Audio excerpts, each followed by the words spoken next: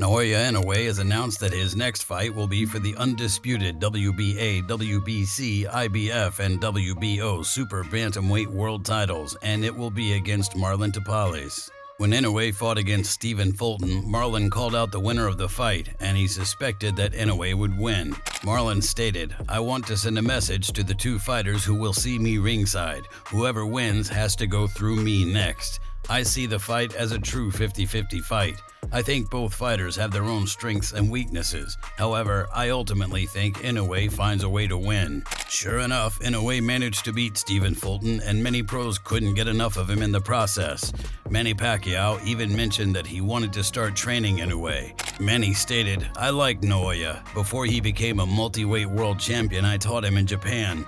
Naoya, he's thinking of moving up in weight divisions. I hope I can teach him and supervise his workout and training.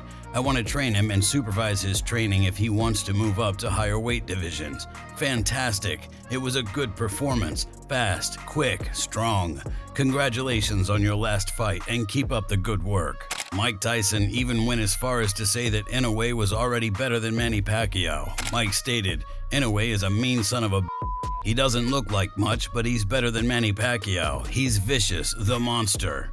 Bob Arum even made the same comparison, and he thinks that Inoue is set to do great things. Bob stated, "Inoue is a tremendous, tremendous fighter, like we've never seen before, maybe since Manny Pacquiao. Probably better than Pacquiao was. I think he has a chance to go all the way up, maybe even to junior lightweight or lightweight. Well, not 140, he's not a big guy. Look how Fulton, I was there, he's so much bigger than he was at 122. Inoue is something special. I love Manny. Manny knows boxing, but what's he gonna add to Inoue? Where is Inoue falling short where Pacquiao could help him?" Floyd Mayweather, on the other hand, thinks that Inoue takes a lot from his own playbook, and he wants Inoue to come fight in the U.S. The kid from Japan, Inoue. So when you see, he got the victory over Cool Boy Steph. Cool Boy Steph, he's not a heavy puncher, good boxer. But far as, Inoue, it was a Filipino fighter, he had fought twice, Donaire. So Donaire was giving him fits in the first fight. And if I'm not mistaken, Donaire was somewhere close to 40 or 40 years old when he fought him the first time. Whereas, and he was in his 20s. So he should have knocked him out in the first fight. Fighting a guy, like I said before, at that age. What I need Inoue to do is, I need him to come fight in the U.S., random blood, urine testing. I think he's a hell of a fighter. I won't take nothing away from him. Timothy Bradley also compared Inoue to Manny Pacquiao, and he stated, "But then at the same time, what happens when you get a small guy like Inoue, moves up in weight, has the legs for it, no doubt about it.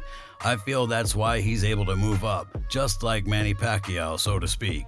His power will transcend in this bigger weight class, and having that extra weight behind your shot and that snap and the way he's able to produce his punching power, short range and from outside, and how he varies his combinations, it's dangerous. He's sharp like a knife."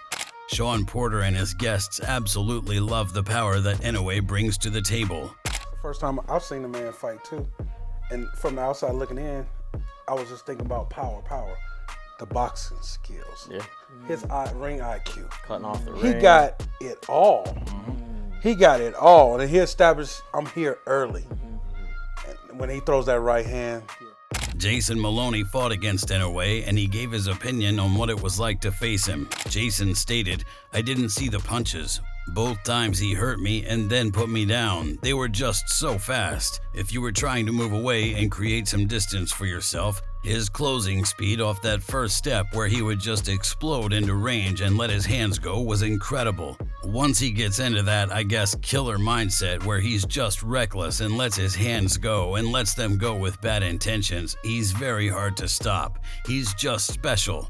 He's not only good in all areas, he's obviously a very complete fighter and technically just about perfect, but he's exceptional in all areas. His control of distance, the use of his feet, how fast he can get in and out of range, and his hand speed and incredible power. He's just the complete package, really."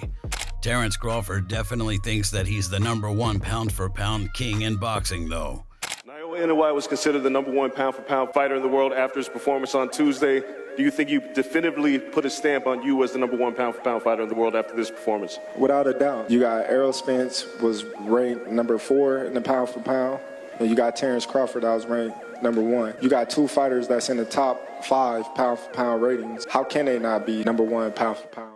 Paul Butler also recounted what it was like to face Inoue, and he thinks that he'll be considered one of the greats. Paul stated, "It's difficult when you've got a pound-for-pound great who will go down as one of the all-time greats, in my opinion. He hits as hard as he hits and tried to take my head off and tried to position me into places so he can get them shots off. I didn't fear him. It was just the presence of him knowing that any given mistake, he's pouncing all over it, which didn't allow me to be me and get as many shots as I wanted off. You're quite cautious because in the back of your mind, you know what he's done against Jamie McDonnell in a minute and a half." As for Marlon Tapales, he sees himself as being Inoue's biggest nightmare when they face each other. Marlon stated, "I will be the Japanese monster's biggest nightmare this coming December at his own hometown. So glad my everyday training always goes smoothly. My condition looks good, as well as my stamina, durability, punching power, and quickness. So by December during the fight night, I'll be better than ever. I'll be ready to be Inoue's worst nightmare." Sean Gibbons has all the confidence in the world that Marlon will beat Inoue too. Sean stated, "Marlon is known for his never-give-up attitude despite the tall odds. He fights at any given situation. He adjusts and never fears. He'll be coming for the monster." Marlon has been in Japan 4 times in his career. He's also 4-0, and he's going to be 5-0 in Japan when he beats Inoue. Sam Goodman is a little disappointed that he didn't get his chance to fight either fighter, but he's already calling to fight the winner of this match. Sam stated, "It looked like if Inoue won against Fulton, the unification, the undisputed fight would happen straight away. It's a bit unfortunate for me. I miss out on potentially unifying those belts, but it is what it is. We actually heard after my last fight that it looked like Inoue versus Tapales was going to get made and I'd have to sit out, which I'm not going to do. I'm going to stay active. I'm going to make sure I'm getting plenty of fights in. Whether I have to take 1 or 2 fights in between fighting for that world title, that's what I'll do. So hopefully we can pick up an interim title or something like that to fast-track my progression towards a world title. I'll just stay in the gym, focus on myself, and once my shot comes, I'll be ready to be a world champion."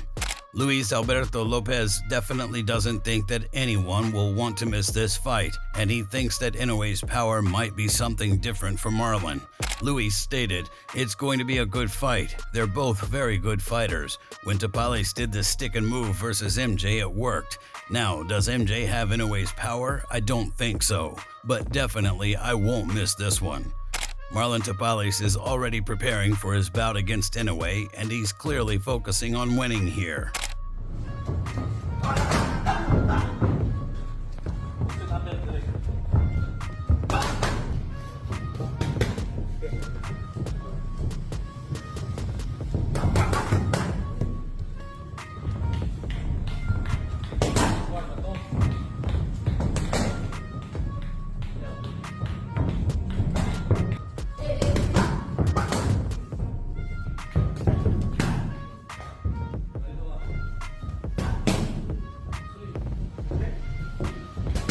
According to Steve Kim, Bob Arum has confirmed the date and location for the fight, and he posted, "So Bob Arum tells me that he believes things are moving forward for Naoya Inoue, Marlon Tapales for all the belts at 122 in Japan on December 26th. As for the monster fighting again next year in America, Arum reiterated he wants to fight here, so banzai." If you enjoyed this video, make sure to subscribe and check out some of our other videos on the screen right now.